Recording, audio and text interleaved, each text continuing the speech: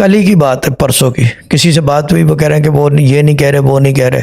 तो मैंने कहा कोई बात नहीं है, तो वो आज कोई और रास्ता निकला। मैंने कहा हो जाएगा, मैंने कहा I am working on it, I know what to do. मैंने कहा बस तुम लगे रहो और बाकी काम मेरे पे छोड़ दो। और वो आज वो उनकी खबर आ गई कि कोई और नया आदमी है, वो ये कर रहा है। मैंने कहा ठीक है, गुड है। मैंने कहा रास्ते बन रहे हैं, आइडियाज़ आ रहे हैं, and that's what we want.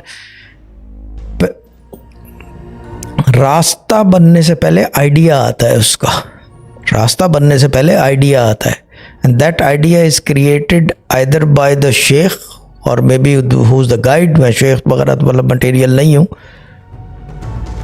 किसी एंगल से नहीं हूँ, but the thing is that के आई नो दिस नॉलेज, जो हमारा फैमिली नॉलेज है। I know how it operates, how it works and how to make it work for the benefit of XYZ, कोई भी हो।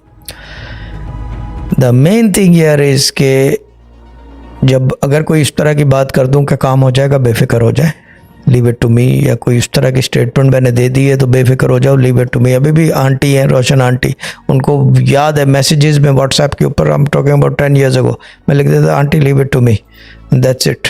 उनको सिर्फ ये सुनना होता था कि लीव इट टू मी, और उनको पता था काम हो जाता है। और